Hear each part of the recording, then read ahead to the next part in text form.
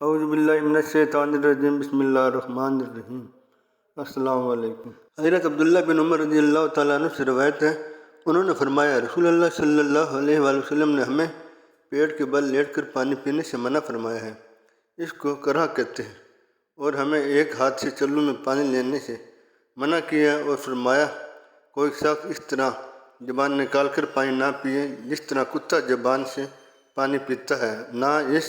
طرح ایک ہاتھ سے پانی پیے جس طرح وہ لوگ پیتے ہیں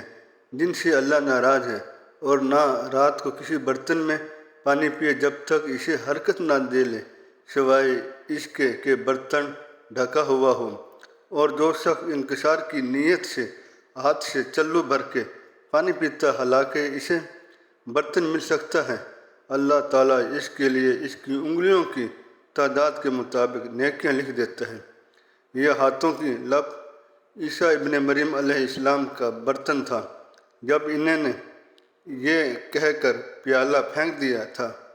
اف یہ بھی دنیا کا سامان ہے۔ حضرت ام المومنین سیدہ ام سلمہ رضی اللہ تعالیٰ عنہ سے روایت ہے، رسول اللہ صلی اللہ علیہ وآلہ وسلم نے فرمایا جو شخص چاندی کے برتن میں پانی یا کوئی مشروب پیتا ہے وہ اپنے پیٹ میں جہنم کی آگ گٹ گٹ ڈال رہا ہے۔ حضرت جابر بن عبداللہ رضی اللہ تعالیٰ عنہ سے روایت ہے کہ رسول اللہ صلی اللہ علیہ وآلہ وسلم نے فرمایا برتن ڈھانپ دیا کرو،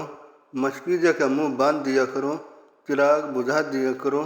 اور دروازہ بند کر دیا کرو، کیونکہ شیطان منہ بند مشک کو نہیں کھولتا، دروازہ نہیں کھولتا اور ڈھانپے ہوئے برتن کو نہیں کھولتا۔ اگر کسی کو برتن پر رکھنے کے لیے